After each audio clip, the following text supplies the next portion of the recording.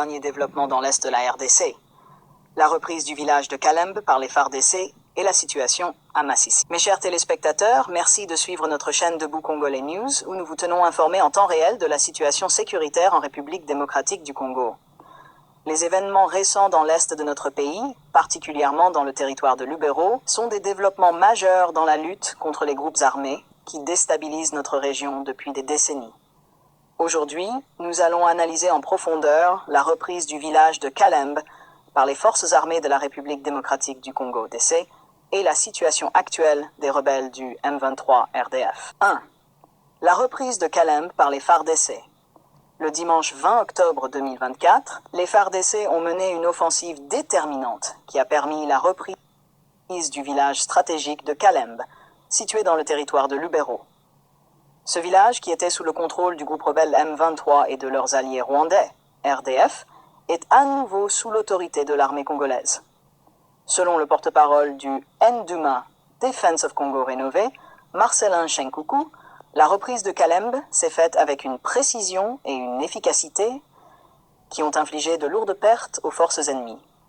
En effet, les envahisseurs rwandais ont subi un revers considérable, avec un bilan de pertes qui n'a pas encore été entièrement divulgué, mais qui se révèle très lourd pour le M23. Le village de Kalembe est situé dans une zone stratégique, car il permet de contrôler plusieurs axes menant vers le territoire de Walikale et Masisi. Sa reprise par les FARDC est donc une victoire significative dans la reconquête de l'Est du Congo. Cependant, cette victoire militaire doit être consolidée. Comme l'a précisé Marcelin Shenkoukou, les forces sur le terrain ont besoin de ravitaillement pour sécuriser durablement cette zone libérée.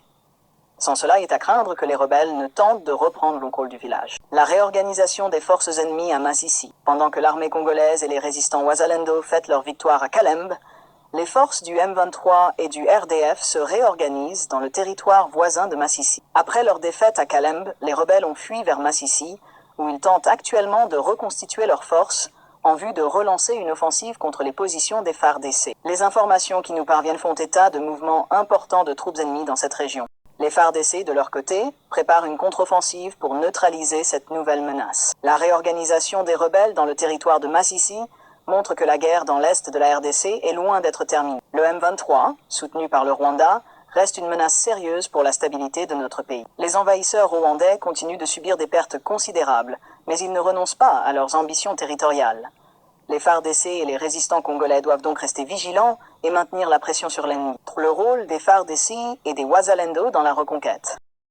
L'un des points essentiels à souligner dans ces récents développements est le rôle des FARDC et des Wazalendo dans la reconquête des zones occupées par les rebelles. Alors que certaines sources attribuent la victoire de Kalembe aux FARDC, d'autres affirment que ce sont les résistants Wazalendo qui ont mené l'offensive décisive. Dans tous les cas, il est important de noter que la coordination entre ces deux forces a été cruciale pour cette victoire. Les Wazalendo, composés de groupes d'autodéfense formés par des patriotes congolais, se battent aux côtés de l'armée régulière pour défendre leurs terres contre les envahisseurs. Leur connaissance du terrain et leur détermination à libérer la RDC des forces étrangères font d'eux des alliés précieux dans cette guerre. L'unité entre les FARDC et les Wazalendo est un exemple de la résilience du peuple congolais face à l'agression extérieure. 4. La nécessité d'un soutien logistique et diplomatique. La reprise de Kalembe et les combats en cours à Masisi montrent que les FARDC et les résistants Wazalendo sont capables de reprendre le contrôle des territoires occupés par les rebelles. Cependant, cette victoire militaire ne pourra être durable que si les forces congolaises reçoivent un soutien logistique adéquat. Le ravitaillement en armes, munitions et vivres est essentiel pour maintenir les gains obtenus sur le terrain. De plus, la communauté internationale doit jouer un rôle plus actif en exerçant des pressions sur le Rwanda pour qu'il cesse son soutien aux rebelles du M23. Le conflit dans l'est de la RDC est en grande partie alimenté par les ambitions expansionnistes du régime rwandais et son désir de contrôler les ressources naturelles congolaises. Tant que le Rwanda continuera d'armer et de financer le M23, la paix dans cette région restera un objectif difficile à atteindre. Il est donc crucial que la diplomatie congolaise intensifie ses efforts sur la scène internationale pour obtenir des sanctions contre les pays et les individus qui soutiennent ce conflit. Conclusion, une lutte qui continue. En conclusion, la reprise de Kalembe par les FARDC et les Wazalendo est une étape importante dans la lutte contre les groupes armés dans l'est de la RDC. Cependant, la situation reste fragile. notamment avec la réorganisation des forces ennemies à Massissi. Le soutien logistique et diplomatique est essentiel pour consolider les gains militaires et avancer vers une paix durable. Les FARDC, les Wazalendo et le peuple congolais dans son ensemble doivent rester unis face à cette menace extérieure. Chers téléspectateurs, merci d'avoir suivi cette analyse. Nous vous encourageons à aimer cette vidéo, à la partager avec vos proches et surtout à vous abonner à notre chaîne Debout Congolais News pour rester informés en temps réel sur les événements majeurs de notre pays. Apôtre Dédé Kibala. Pour la tête à toi! Unité! Unité!